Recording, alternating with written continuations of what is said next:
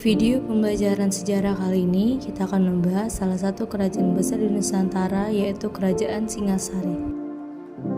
Kerajaan Singasari terletak di wilayah yang sekarang dikenal sebagai Kecamatan Singosari, Kabupaten Malang, Provinsi Jawa Timur. Secara geografis, kerajaan ini berada di lembah antara Pegunungan Arjuna dan Pegunungan Tengger, serta di tepi Sungai Berantas yang strategis untuk perdagangan dan pertanian. Kerajaan Singasari didirikan pada tahun 1222 Masehi oleh Ken Arok setelah mengalahkan Kerajaan Kediri. Ken Arok kemudian menjadi raja pertama dengan gelar Sri Rajasa Batara Sang Amurwabumi. Berikut adalah daftar nama-nama raja yang memerintah pada masa Kerajaan Singosari. Raja Ken Arok adalah pendiri Kerajaan Singasari yang memerintah pada tahun 1222 hingga 1227 Masehi.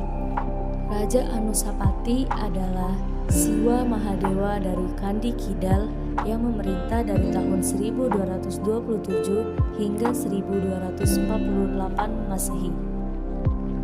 Raja Tohjaya memerintah hanya pada tahun 1248 Masehi. Raja Ranggabumi atau yang dikenal dengan Wisnuwardana memerintah pada tahun 1248 sampai 1272 Masehi.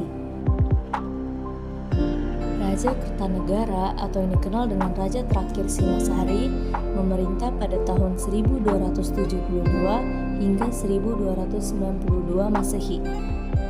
Kehidupan sosial masyarakat Singasari dipengaruhi oleh ajaran Hindu dan kepercayaan lokal yang menciptakan struktur masyarakat yang kompleks.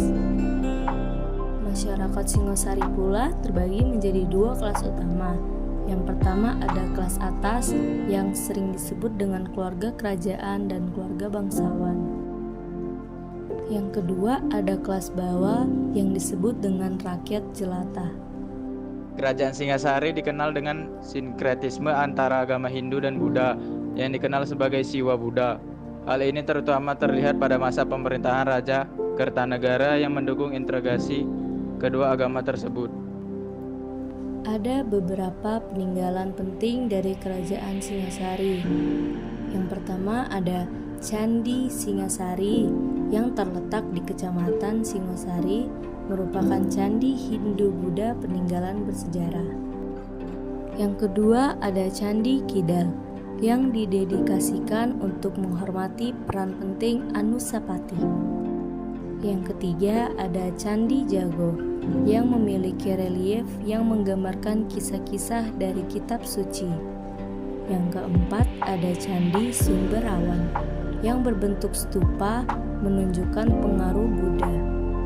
Yang kelima ada Arka Amokapasa yang melambangkan dewa dalam ajaran Buddha Mayana.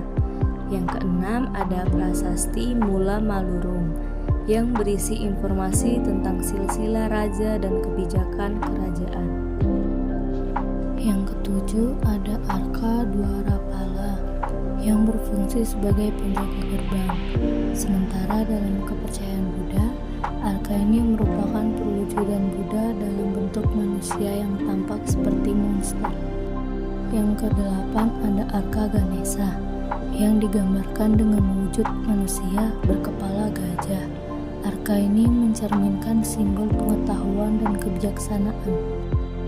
Yang kesembilan ada Prasasti Wurare yang ditulis pada Arka Jogodolok sebagai penghormatan kepada Raja Kertanegara yang dianggap telah mencapai derajat jina atau Buddha Agung.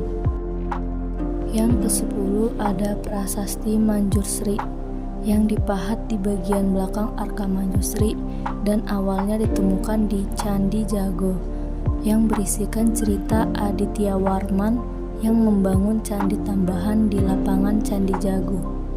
Yang ke-11 dan yang terakhir yaitu Prasasti Singosari yang sekarang disimpan di Museum Nasional Jakarta. Kerajaan Singasari memainkan peran penting dalam sejarah Indonesia dengan warisan budaya dan sejarah yang masih dapat kita pelajari hingga kini. Memahami sejarah kerajaan ini membantu kita menghargai kekayaan budaya Nusantara.